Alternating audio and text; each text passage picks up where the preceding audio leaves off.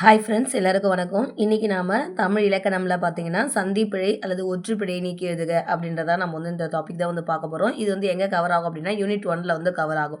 முதல்ல சந்திப்பிழை அப்படின்னா ஒற்றுப்பிழை அப்படின்னா என்ன அப்படின்னா, அதாவது கசதப வல்லினம் அப்படின்ற வல்லினம் வந்து மிகும். சரிங்களா? வல்லினம் அப்படின்றது நமக்கு என்னது? கசட தபர அப்படின்னு சொல்லிட்டு நம்ம படிச்சிருப்போம். வல்லினம் அப்படின்னு சொல்லிட்டு அது அந்த டாவும் ராவும் வராது. மீதி இருக்கிற கச த ப, அதாவது இக்கு இச்சு இத்து இப்பு இந்த எழுத்துக்களை நம்ம சேர்த்து எழுதுகிறோம் பார்த்தீங்களா, அதுதான் வந்து சந்திப்பிழை அப்படின்னு சொல்லுவாங்க. அதாவது அந்த வேண்டிய இடத்துல இதுதான் வந்து ஒற்று. ஓகேங்களா? இந்த ஒற்று நம்ம தேவையான இடத்துல வந்து போட்டு எழுதணும், தேவையில்லாத இடத்துல நம்ம வந்து நீக்கி எழுதணும். ஓகேங்களா?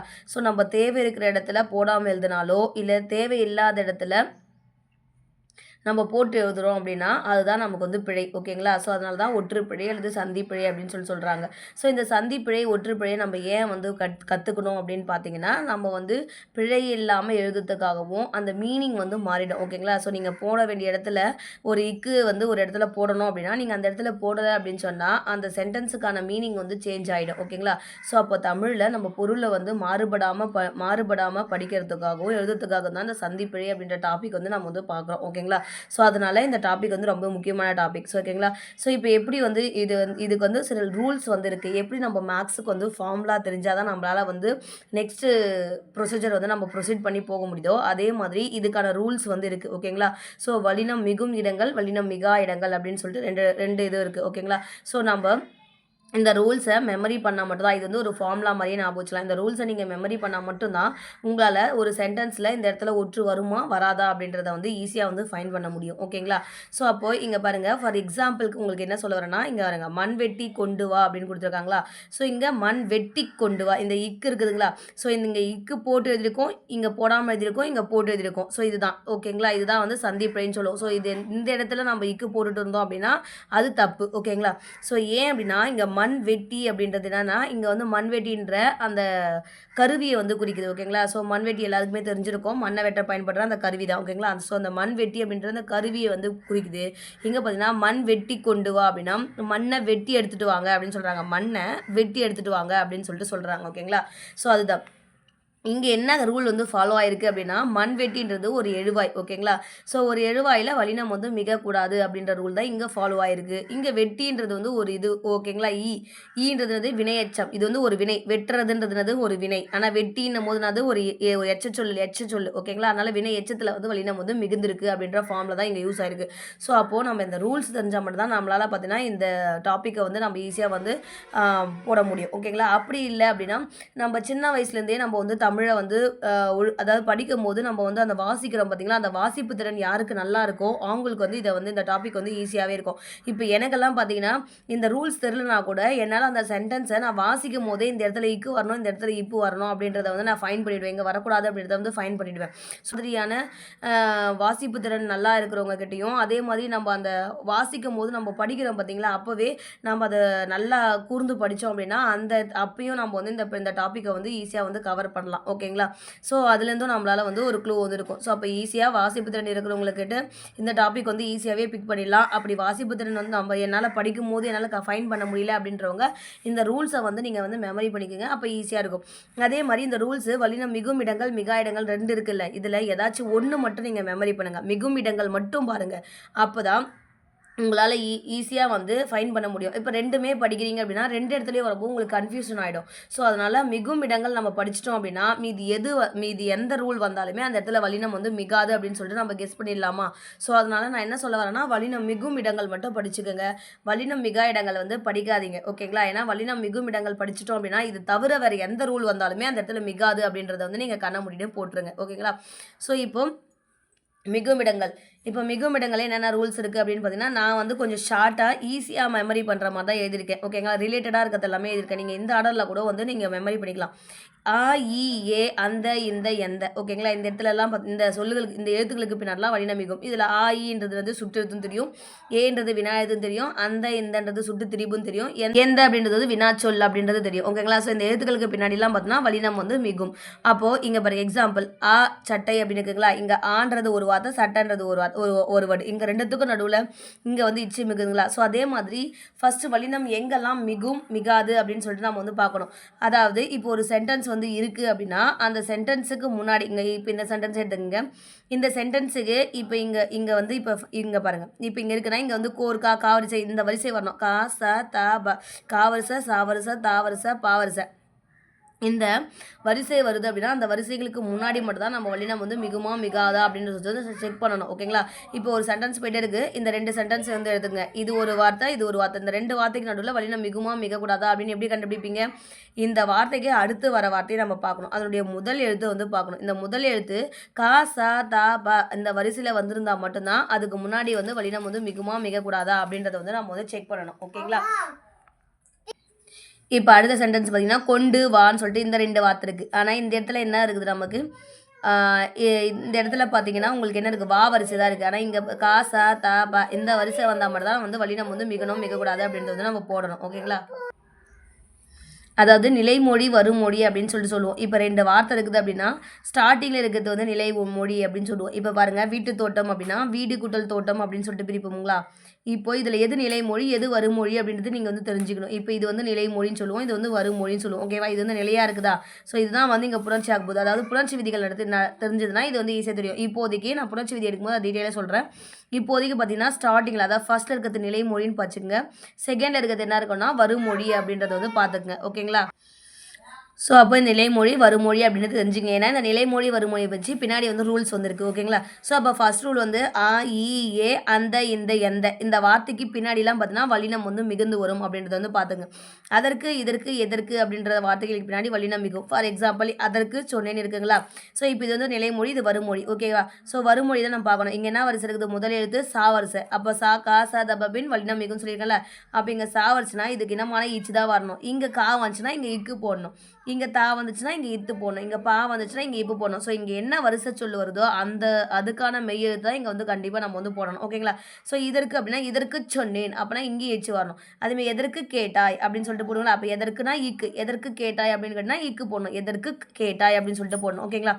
அடுத்தது அப்படி இப்படி எப்படி என்ற சொற்களின் பின் வல்லினம் வந்து மிகவும் சொல்லியிருப்பாங்க. அப்படி கூறினான். இங்கே பாருங்கள், கூன்றது வந்து காவரிசை. அப்போ காவரிசைக்கு என்னமான இக்கு வந்து நம்ம போடணும். ஓகேங்களா? ஸோ அதாவது அப்படி இப்படி இந்த மாதிரி அப்படின்ற வார்த்தைக்கு அப்புறம் ஏதாச்சும் இங்கே வந்து முதல் எழுத்து வந்து இந்த கா ச த ப வரிசையில் வந்துச்சு அப்படின்னா அந்த இடத்துல நீங்கள் என்ன போடணும்? அதுக்கு இடமான மெய்யெழுத்து வந்து நம்ம வந்து போடணும் அப்படின்றது வந்து ஞாபகம் வச்சுங்க. அப்போ இந்த ரூல்ஸ். அப்போ ஃபர்ஸ்ட் ரூல் வந்து ஆ இ ஏ அந்த இந்த எந்த சொல்லின் பின் வல்லினம் மிகும். அதற்கு இதற்கு எதற்கு அப்படி இப்படி எப்படி என்ற சொல்களின் பின் வல்லினம் வந்து மிகும் அப்படின்றத ஞாபகம் வச்சுங்க. அடுத்தது என ஆக ஆய் மிக இனி தனி இந்த வார்த்தைகளுக்கு பின்னாடிலாம் பார்த்தீங்கன்னா வல்லினம் வந்து மிகும் அப்படின்னு சொல்லுவாங்க. இங்கே பாருங்கள், என கூறினான் அப்படின்னு சொல்கிறோம். ஓகேங்களா? என கூறினான் அப்படின்னு சொல்லிட்டு எழுதுறோம். ஓகேங்களா? ஒரு எக்ஸாம்பிள். ஓகேங்களா? இப்போ இங்கே என்னது? காவரிசை வருது. ஓகேங்களா? காவரிசை வந்துச்சுன்னா அதுக்கு இனமான எனன்ற பின்னாடி வல்லினம் மிகணும்ல. அப்போ இங்கே காவரிசை வந்துன்னா அதுக்கு இனமான இக்கு வந்து நம்ம வந்து போடணும். ஓகேங்களா? இப்போ ஆக அப்படின்னா இங்கே பாருங்கள், வருவதாக கூறு அப்படின்னு சொல்லியிருக்காங்களா? இந்த வருவதாக இந்த இது என்னது வரும்? ஆக அப்படின்றது வருதுங்களா? அதனால் இதை பிரிச்சிங்கன்னா எப்படி வரும்? இந்த தாவை வந்து எப்படி பிரிக்கலாம்? இத்து கூட்டல் ஆண் பிரிக்கலாம். அப்போ ஆகன்னு வருது இல்லை? அதனால தான். ஸோ வருவதாக கூறு அப்படின்னா இந்த ஸ்டார்டிங் என்ன இருக்குது நமக்கு? இப்போ இது நிலைமொழி, இது வருமொழி மாதிரி தான் கணக்கு நமக்கு. ஓகேங்களா? ஸோ இப்போ இந்த கூன்றதுனது காவரிசை. அப்போ அதற்கு இடமான இக்கு வந்து போடணும். ஏன்னா ஆகக்கு பின்னாடி நமக்கு என்ன வரணும்? வல்லினம் வந்து மிகணும் அப்படின்னு சொல்லியிருக்காங்க. அடுத்தது வருவதாய் சொன்னான் அப்படின்னா இங்கே வந்து ஆயின்னு இருக்கா? ஸோ இங்கே ஆய்க்கு பின்னாடி நமக்கு என்ன வரணும்? வல்லினம் வந்து மிகணும். ஸோ இங்கே என்ன வரிசை இருக்குது? சா வரிசை தான் வந்திருக்கு. ஸோ கா ச த ப அந்த சா வரிசை வந்துருச்சு. அதனால் கண்டிப்பாக இங்கே என்ன பண்ணணும்? அதற்கு இனமான ஈச்சு வந்து நம்ம போடணும் அப்படின்றது வந்து தெரியுதுங்களா?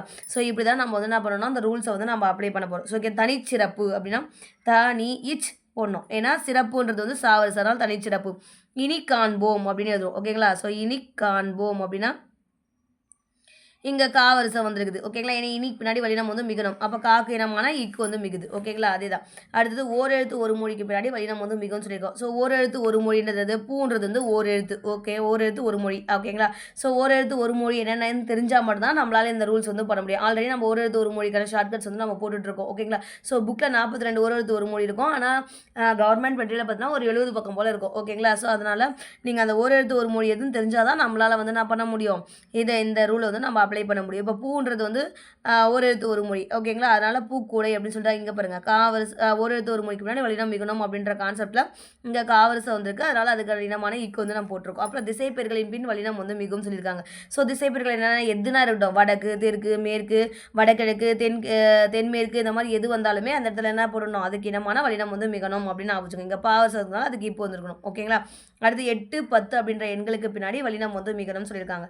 ஸோ 8, 10 அதாவது எண்கள் எடுத்துக்கிட்டிங்கன்னா 8, 10 இந்த 2 எண்களுக்கு 2 எண்களுக்கு பின்னாடி மட்டும் தான் வல்லினம் வந்து மிகுந்து வரும். அப்போது இதுலேயே நீங்கள் மிகாது ஈஸியாக கண்டுபிடிக்கலாமா? அப்போ 8, 10 தவிர வேறு எந்த எண் வந்தாலும் அந்த இடத்துல என்ன ஆகுது? வல்லினம் வந்து மிகாது அப்படின்றது வந்து நம்ம தெரிஞ்சுக்கலாம். இதுவே ஒரு ரூலில் வந்து இருக்கும் வல்லினம் மிகாதுன்றதுல. அப்போது நம்ம ரெண்டுத்தையும் படித்தோம் அப்படின்னா கன்ஃபியூஸ் ஆகும். ஸோ அதனால தான் நான் சொல்கிறேன் வல்லினம் மிகும் இடங்கள் மட்டும் படிச்சிட்டிங்க அப்படின்னா இது தவிர வேறு எந்த கண்டிஷன் வந்தாலும் அந்த இடத்துல மிகாது அப்படின்றது வந்து நம்ம ஈஸியாக வந்து பிக் பண்ணலாம். ஓகேங்களா? ஸோ அப்போ 8ன்னு போதும் 8 தொகைன்னு தான் இங்கே 8ன்றது ஒரு வார்த்தை, தொகைன்றது ஒரு வார்த்தை. ஓகேங்களா? அப்போ 8க்கு அப்புறம் என்ன பண்ணோம்? கண்டிப்பாக வல்லினம் வந்து மிகணும் அப்படின்றது ரூல்ஸ். அப்போ இங்கே என்ன வந்து தா வரிசை வந்திருக்கா, தோன்றது தா வரிசை, அதுக்கு இடமான இத்து வந்து நம்ம சேர்த்து வந்து எழுதுறோம். ஓகேங்களா? ஸோ இது வரைக்கும் தனியான ஒரு ரூல்ஸ் வந்துருக்கும். அதுக்கப்புறம் பார்த்தீங்கன்னா உங்களுக்கு தொகை ஞாபகம் வச்சுங்க. ஓகேங்களா? ஸோ இந்த 7 ரூல் வந்து இப்படி வருதா? அடுத்தது தொகையில் ஞாபகம் வச்சுங்க. நம்ம தொகைன்றது என்னென்ன படிச்சிருப்போம்? ஸோ தொடர்கள் வரிசையிலே நீங்கள் படிச்சிருப்பீங்க. ஓகேங்களா? அந்த தொகைநிலை தொடர், தொகாநிலை தொடர் அப்படின்னு படிச்சிருப்பீங்களா? அதில் தொகையில் என்னென்ன வரும்?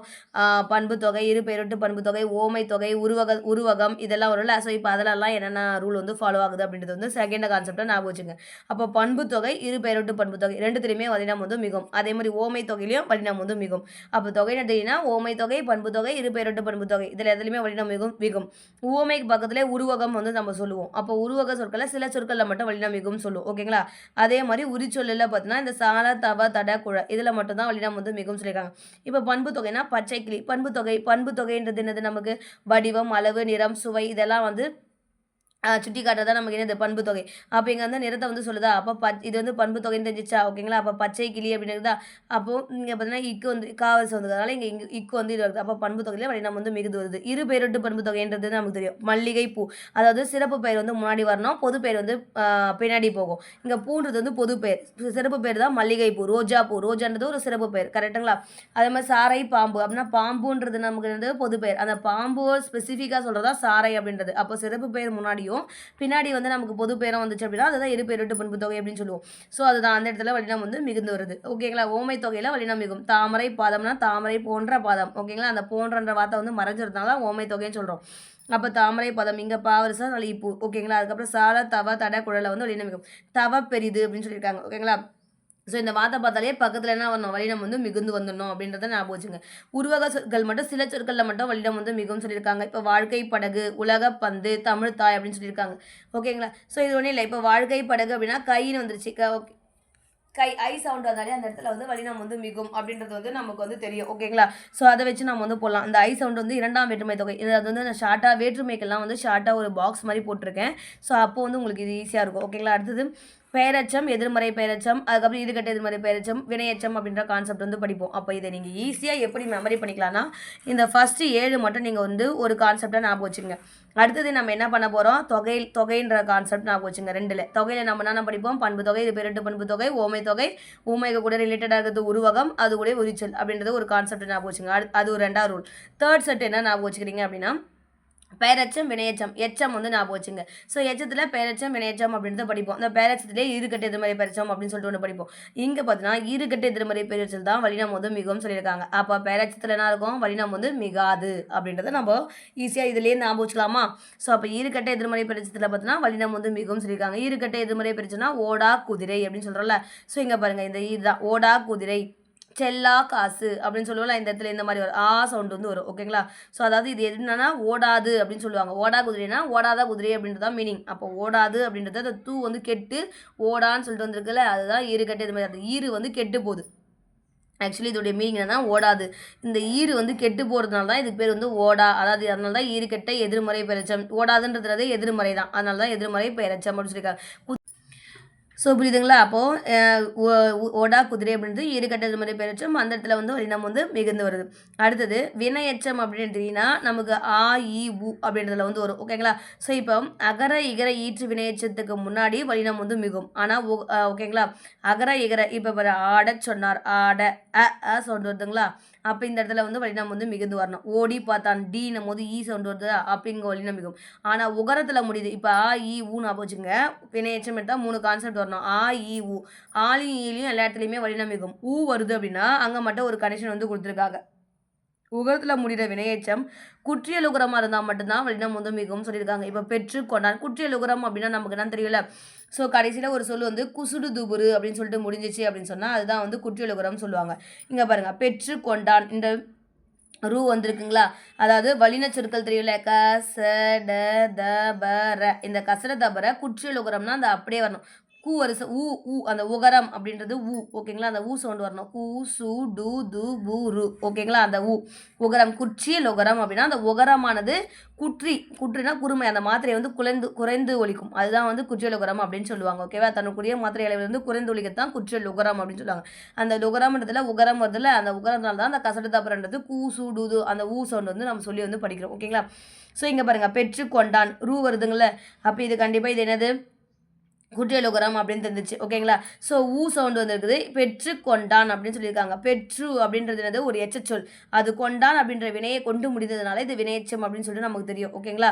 ஸோ எச்சம் உங்களுக்கு தெரியும். பெயரெச்சம் வினையெச்சம் அப்படின்னா என்னன்னு தெரியும்ல? ஒரு எச்சச்சொல் பெயரை கொண்டு முடிஞ்சிச்சு அப்படின்னு சொன்னால் அது பெயரெச்சம். ஒரு எச்சச்சொல் வினையை கொண்டு முடிஞ்சிச்சு அப்படின்னா வினையெச்சம் அப்படின்னு சொல்லுவாங்க. இப்போ பார்த்த அப்படின்னு இருக்குது அப்படின்னா பார்த்த பையன் கூட நான் வச்சுக்கோங்க. ஓகேவா? ஸோ பார்த்த அப்படின்றதுனது ஒரு எச்சச்சொல். எச்சனானது மீனிங்கே கொடுக்காது. இப்போ பார்த்த அப்படின்னா எதனா மீனிங் தருதுங்களா? இல்லை. பார்த்தான் அப்படின்னா மீனிங் தரும். பார்த்த அப்படின்னா எந்த மீனிங்குமே வரலை. ஆனால் இங்கே பையன் கூட சேர்த்ததுனால பார்த்த பையன் அப்படின்ற ஒரு மீனிங் வந்து வருது. ஓகேங்களா? ஸோ அப்போது இந்த ஒரு எச்சச்சொல் இது என்னது? பையன்ன்றது யார்? ஒரு பெயர். அப்போது ஒரு எச்சச்சொல் பெயரை கொண்டு முடிந்ததுனால அது பெயரெச்சம் அப்படின்னு சொல்கிறோம். ஓகேங்களா? அதே வினை எச்சம் அப்படின்னா என்ன சொல்லலாம்?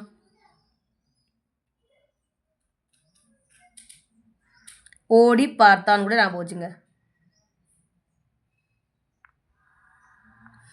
ஓடி அப்படின்றது ஒரு எச்சச்சொல். ஓகேங்களா? பார்த்தான் அப்படின்னும் போது வந்து பார்க்கறதுன்றது ஒரு வினை தானே. அப்போ இந்த ஒரு எச்சச்சொல் ஒரு வினையை கொண்டு முடிஞ்சதுனால அது வந்து வினையெச்சம் அப்படின்னு சொல்லிட்டு ஞாபகம் வச்சுக்கலாம். ஓகேங்களா? ஸோ அப்போ இந்த பெயரெச்சம் வினையெச்சம் அப்படின்னு வரும்போது ஈறுகெட்ட எதிர்மறை பிரச்சத்தில் வல்லினம் அதேமாதிரி வினையெச்சம்னு வரும்போது ஆ, இ, உ அப்படின்ற 2 கான்செப்ட் இருக்குது. 3 கான்செப்ட் இருக்குது. ஆ, ஈல எல்லாத்துலேயுமே வல்லினம் வந்து மிகும். வந்துச்சுன்னா அது குற்றியலுகரமாக இருந்தால் மட்டும்தான் வல்லினம் வந்து மிகும் அப்படின்றத வந்து நீங்கள் ஞாபகம் வச்சுக்கணும். ஊன்னு வரும்போது குற்றியலுகரமாக இருக்கணும். குற்றியலுகரம்னா கடைசியில் குசுடு துபுரு அப்படின்னு சொல்லிட்டு முடிஞ்சிருக்கணும். ஓகேங்களா? ஸோ அந்த இடத்துல மட்டும் வல்லினம் வந்து மிகும் அப்படின்றத வந்து ஞாபகம் வச்சுங்க. அடுத்தது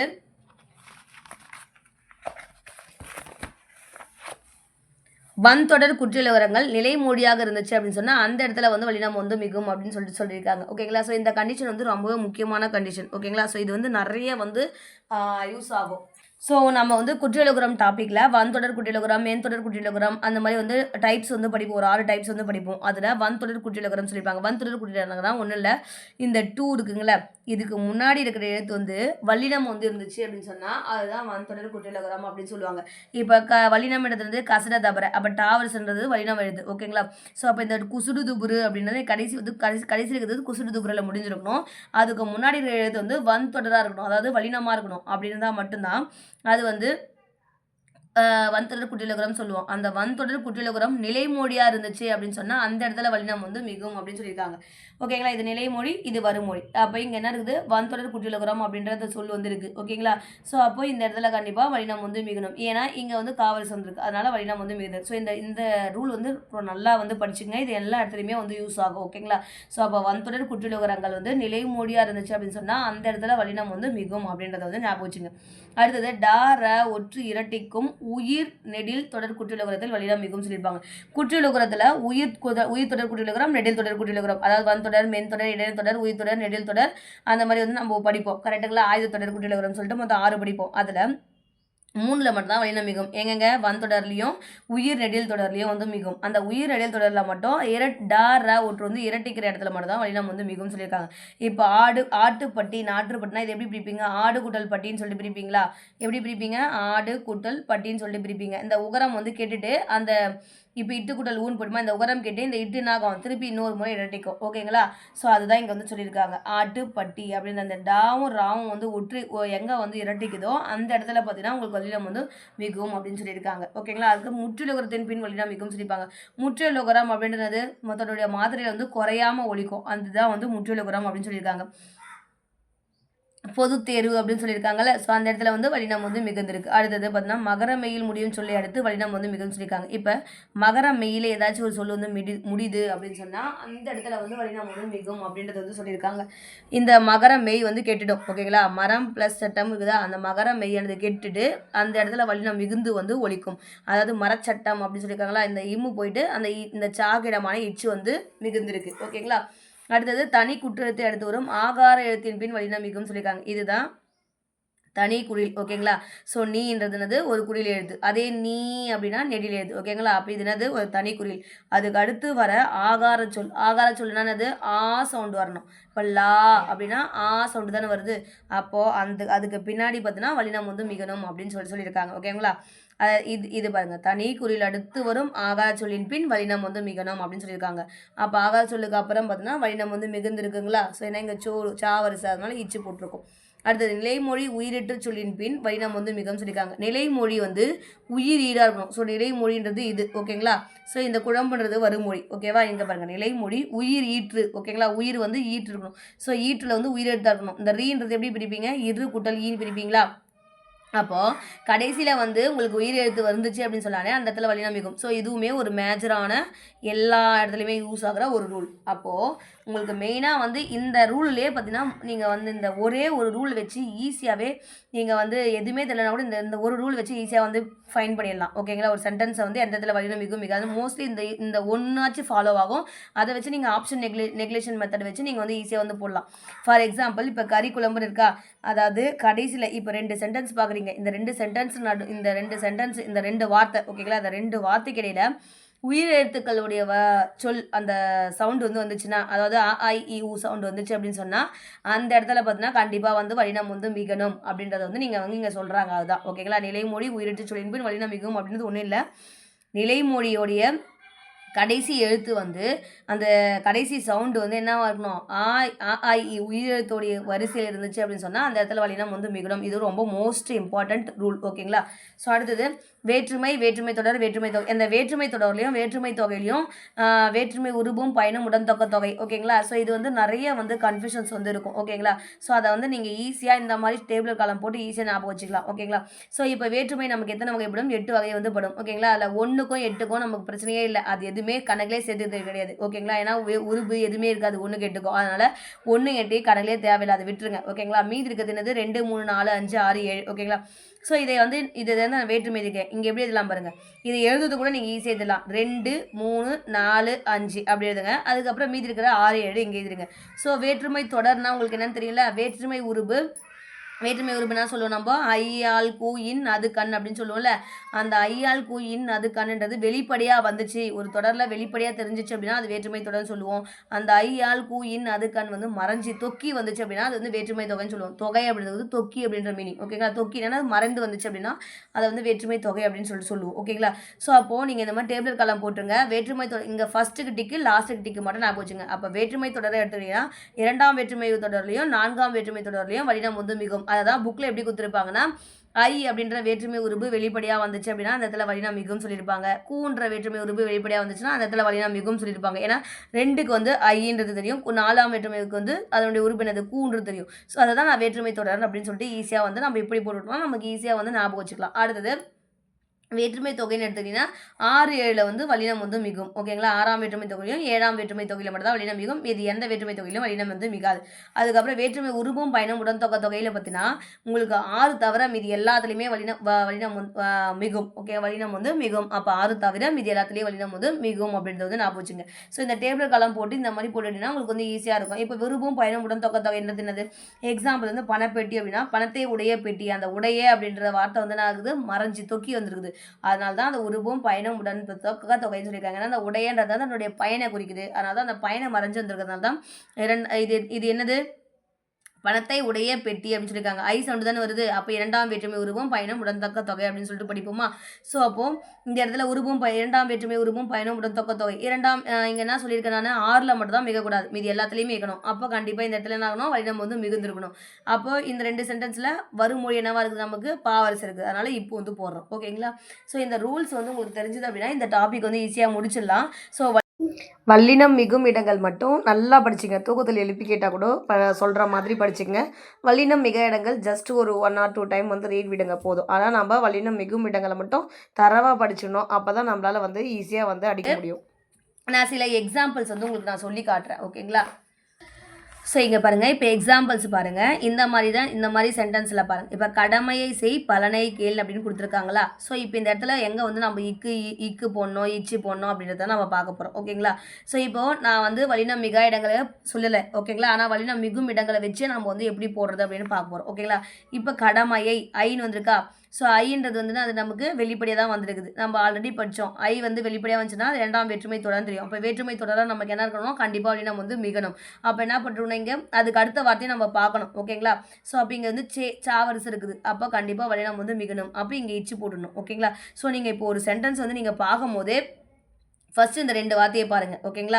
ஸோ இந்த வருமொழி கா ச த ப வரிசையில் வருதான்னு பாருங்கள். அப்போ தான் 2த்துக்கு நடுவில் வல்லினம் மிகுமா மிகாதான்றதை அதுக்கப்புறமா நீங்கள் கண்டிஷன் வந்து அப்ளை பண்ணுங்கள். ஓகேங்களா? ஸோ இப்போ பலனை கேள் அப்படின்னு கொடுத்துருக்காங்களா? ஸோ இப்போ நான் பார்க்குறேன். ஃபஸ்ட்டு என்ன வருது நமக்கு? இங்கே வருமொழியில் கா வரிசை வருது. அப்போ கண்டிப்பாக இதுக்கு முன்னாடி வந்து இக்கு வந்து வரணும். அந்த இக்கு வரணுமா வரக்கூடாதான்னு பார்க்கறதுக்கு நம்ம கண்டிஷனை வந்து அப்ளை பண்ண போகிறோம். பலனை கேள், இங்கேயும் ஐ வந்து வெளிப்படையாக வந்திருக்கா? ஸோ அப்போ கண்டிப்பாக இங்கே வந்து இக்கு வந்து வரணும் அப்படின்றத நம்ம வந்து போடுறோம். ஓகேங்களா? ஸோ அடுத்தது மரப்பொருள்கள் வாடகை கிடைக்கும் அப்படின்னு கொடுத்துருக்காங்களா? ஸோ ஃபஸ்ட்டு ஸ்டெப் என்ன? நம்ம ரெண்டு வார்த்தையை பார்க்க போகிறோம். அதில் வரும் மொழியோடைய லெட்டர் வந்து கா ச த ப வரிசையில் வருதான்னு பார்க்கணும். இது பா வரிசையில் வருது. அப்போ கண்டிப்பாக இது 2த்துக்கு நடுவில் நான் இப்பு வந்து போடணும். அந்த இப்பு போடணுமா போடக்கூடாதான்னு பார்க்கறதுக்கு நம்ம வல்லினம் மிகும் இடங்களுடைய கான்செப்ட் வந்து பார்க்கணும். ஓகேங்களா? மர அப்படின்னா சவுண்ட் வந்துருச்சுங்களா? ம ர ர ரா அந்த ராவை எப்படி பிரிப்பீங்க? இரு கூட்டல் ஆண் பிரிப்பீங்களா? நான் ஆல்ரெடி சொன்னேன். நிலைமொழி வந்து உயிர் ஈற்று வந்து உயிரெழுத்தா இருந்துச்சு அப்படின்னா நான் சொன்னேன்ல, நிறைய வந்து ரொம்பவே மோஸ்ட்லி இம்பார்ட்டன்ட் சொல்லியிருக்கேன்ல. நிலைமொழி உயிரீற்று சொல்லின் பின் வல்லினம் மிகும் சொல்லிட்டு சொன்னேன் பார்த்தீங்களா? ஸோ அதே கான்செப்ட் தான். ஓகேவா? இங்கே நிலைமொழி வந்து இது மர, இங்கே வந்து லாஸ்ட் நமக்கு ஈரில் என்ன இருக்குது? ஆன்ற உயிரெழுத்து வந்துருக்குது. ஸோ மோஸ்ட்லி 2 வார்த்தைக்கு நடுவில் அந்த உயிரெழுத்துக்கள் சவுண்ட் வந்துச்சுனாலே அந்த இடத்துல கண்டிப்பாக வந்து வல்லினம் மிகிற மாதிரி தான் இருக்கும். ஓகேங்களா? ஸோ அப்போ இந்த இடத்துல வந்து இப்போ வந்து போடணும். அடுத்தது பாருங்கள், பொருள்கள் வாடகைக்கு அப்படின்னு கொடுத்துருக்காங்களா? ஸோ இந்த இடத்துல வல்லினம் மிகுமா மிகாதான்னு பார்க்கணும். அதுக்கு நம்ம என்ன பண்ணணும்? ஃபஸ்ட்டு வாடகைக்கு அப்படின்னும் போது வா வரிசை வந்துருக்குது. ஓகேங்களா? வா வரிசை வரணுமா? வா வரிசைக்கு முன்னாடி வல்லினம் மிகணுமா? மிகக்கூடாது. ஏன்னா கா ச த ப வரிசையில் தான் வரணும். அப்போது இந்த 2 நடுவில் கண்டிப்பாக வந்து மிக போதில்ல. அப்போ அப்படியே விட்டுருங்க. அடுத்ததுக்கு இங்கே 2 வார்த்தைக்கு வாங்க. இங்கே வந்தீங்கன்னா இந்த இடத்துல பாருங்கள், இங்கே என்ன இருக்குது? இப்போ இது நிலைமொழி, இது வருமொழி. இங்கே வருமொழியில் என்ன இருக்குது? கீ இருக்குது. ஓகேங்களா? ஸோ கீ வரிசை கா வரிசை வந்துருச்சு. அப்போ கண்டிப்பாக இதுக்கு முன்னாடி இக்குன்றது மிகணும். ஓகேங்களா? அது மிகுமா மிகக்கூடாதுன்னு நம்ம ரூலை வச்சு செக் பண்ணணும். வாடகைக்குன்னு கொடுத்துருக்காங்களா? கூன்றது நமக்கு என்னன்றது தெரியும்? 4ஆம் வேற்றுமை தொடர்ந்து தெரியும். ஏன்னா கூ வெளிப்படையாக வந்துருச்சு. அப்போ வந்து 4ஆம் வேற்றுமை தொடர் நம்ம படித்தோம். 2 நாள்லேயும் வேற்றுமை தொடரில் வல்லினம் வந்து மிகணும். அதனால் கண்டிப்பாக இங்கே வந்து இக்கு வந்து போடணும் அப்படின்றத நம்ம வந்து பார்க்குறோம். ஓகேங்களா? அப்போ இப்போ வந்து நம்ம என்ன பண்ண போகிறோம்? 2 ஸ்டெப் தான் நம்ம வந்து ஃபாலோ பண்ண போகிறோம். ஓகேங்களா? ஸோ ஃபஸ்ட்டு ஸ்டெப் என்ன? 2 வார்த்தையை வந்து நம்ம எடுக்க போகிறோம். அந்த வார்த்தையுடைய வருமொழி வந்து என்ன வரிசை இருக்குதான்னு பார்க்க போகிறோம். கா ச த ப வரிசையில் இருக்குதான்னு பார்க்க போகிறோம். இது வந்து ஃபஸ்ட்டு ஸ்டெப்பு. அடுத்தது அந்த இடத்துல வல்லினம் மிகணுமா மிகக்கூடாதான்னு சொல்லிட்டு ரூலை வந்து அப்ளை பண்ணி பார்க்க போகிறோம். அது வந்து செகண்ட் ஸ்டெப். ஓகேங்களா? ஸோ இப்போ பாருங்கள், திரைப்படம் காண வருக அப்படின்னு கொடுத்துருக்காங்களா? இங்கே திரை, இங்கே படம்னு இருக்குது. ஓகேங்களா? ஸோ இப்போ இங்கே பா அப்படின்றது என்னது? பா வரிசை வந்திருக்கு. அப்போ கண்டிப்பாக இங்கே வந்து வல்லினம் மிகணும். இப்போ வந்து மிகணும். அது மிகணுமா மிகக்கூடாதா அப்படின்றத எப்படி பார்க்கணும்? நம்ம அந்த ரூல் அப்ளை பண்ணணும். திரை அப்படின்னு வந்திருக்கா? ஐ வெளிப்படையாக வந்திருக்கா? ஸோ அப்போ ஐ வெளிப்படையாக வந்தால் நமக்கு என்ன வரணும்? வல்லினம் வந்து மிகணும். அப்போ இப்போ போடணும். அப்போ திரைப்படம் காண வருக அப்படின்னு சொல்லிட்டு அடுத்த 2 சென்டென்ஸ் எடுக்கிறோம். இங்கே வா வரிசை நமக்கு வரலாம், வந்தால் வல்லினம் மிகணுமா மிகக்கூடாது. ஏன்னா கா ச த ப வரிசை மட்டும் தான் வரணும். வா வரிசை வரக்கூடாது. அப்போ இந்த இடத்துல கண்டிப்பாக வல்லினம் வந்து மிக போகிறதில்ல. ஸோ அப்போ இந்த நம்ம பார்க்கவே தேவையில்லை. ஓகேங்களா? ஸோ அடுத்தது பார்த்தீங்கன்னா, வள்ளலார் அருளிய வழிகளை கடைபிடித்து ஒழுகினால் மனிதநேயம் மலரும் அப்படின்னு கொடுத்துருக்காங்க. ஓகேங்களா? ஸோ வள்ளலாறு அருளியன்னு சொல்லிட்டு நம்ம எடுக்க போகிறோம். ஓகேங்களா? ஸோ இங்கே வரிசை வந்துருக்குது. முன்னாடி நம்ம ஒளினம் மிகணுமா மிகக்கூடாது. ஓகேங்களா? ஏன்னா கா ச த ப வரிசை வந்தால் மட்டும் தான் நம்ம அந்த ரூலையே நம்ம செக் பண்ண போகிறோம். அது தவிர வேறு எந்த வருஷம் வந்தாலும் நம்ம அதை அப்படியே நெக்லெக்ட் பண்ணிட்டு போயிடலாம். அடுத்தது அருளிய வழிகளை எடுக்க போகிறோம். இங்கே வா வரிசை வந்துருக்குது. ஸோ அதனால் நமக்கு என்ன பண்ணோம்? இதை நெக்லெக்ட் பண்ணிடலாம். இங்கே 2த்துக்கு நடுவில் நமக்கு எதுவுமே வரப்போகிறதில்ல. அடுத்தது வழிகளை கடைபிடித்துன்னு எடுக்கும்போது இங்கே கா வரிசை வந்துருக்குது. அப்போ கா வரிசை வந்தால் கண்டிப்பாக இங்கே என்ன வரணும்? இக்கு கண்டிப்பாக வரணும். அப்போ இக்கு வரணுமா வரக்கூடாதான்னு ரூலை செக் பண்ண போகிறோம். இப்போ வழிகளை ஐ வந்து வெளிப்படையாக வந்திருக்குதா? அதனால் இக்கு வந்து போடுறோம். அடுத்தது கடைபிடித்து ஒழுகினான்னு சொல்லிட்டு 2 பார்க்க போகிறோம். இங்கே ஓ வரிசை. அப்போ கண்டிப்பாக இங்கே வந்து எதுவுமே வரப்போதில்லை. அப்படியே நெக்லெக்ட் பண்ணிடலாம். அடுத்தது ஒழுகினால் மனிதநேயம் கொடுத்துருக்காங்களா? ஸோ இங்கே பாருங்க மா வரிசை. அதுவும் வரப்போதில்லை. ஏன்னா கா ச த ப வரிசை தான் வரணும். அதனால் இங்கேயும் எதுவுமே வரப்போதில்லை. அப்போ நெக்லெக்ட் பண்ணிவிடுங்க.